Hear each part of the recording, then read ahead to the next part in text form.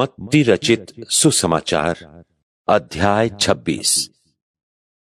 जब यीशु ये सब बातें कह चुका तो अपने चेलों से कहने लगा, तुम जानते हो कि 2 दिन के बाद फसह का पर्व होगा और मनुष्य का पुत्र क्रूस पर चढ़ाए जाने के लिए पकड़वाया जाएगा।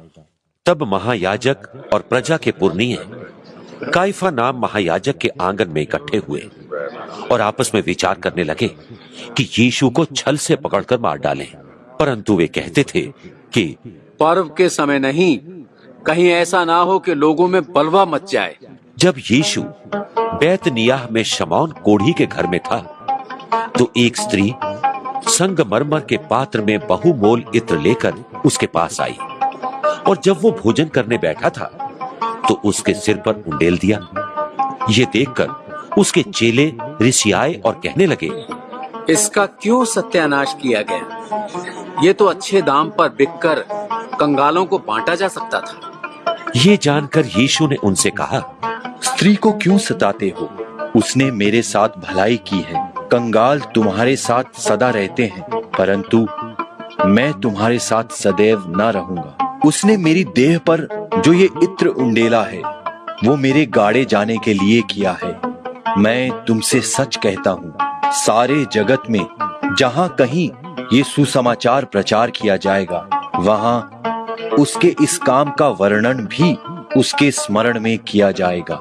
तब यहूदा इस्करियोती नाम 12 चेलों में से एक ने महायाजकों के पास जाकर कहा, यदि मैं उसे तुम्हारे हाथ पकड़वा दूं तो मुझे क्या दोगे? उन्होंने उसे 30 चांदी के सिक्के तौल कर दे दिए और वो उसी समय से उसे पकड़वाने का अवसर ढूंढने लगा। अख़मीरी रोटी के पर्व के पहले दिन चेले यीशु के पास आकर पूछने लगे, तू कहाँ चाहता है कि हम तेरे लिए फसह खाने की तैयारी करें?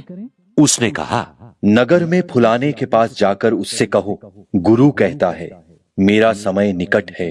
मैं अपने चेलों के साथ तेरे यहाँ पर्व मनाऊंगा। सो चेलों ने यीशु की आज्ञा मानी और फसह तैयार किया। जब सांझ हुई तो वो 12 के साथ भोजन करने के लिए बैठा। जब वे खा रहे थे तो उसने कहा, मैं तुमसे सच कहता हूं, तुम में से एक मुझे पकड़वाएगा। इस पर वे बहुत उदास हुए और हर एक उससे पूछने लगा, हे गुरु, क्या वो मैं हूं? उसने उत्तर दिया,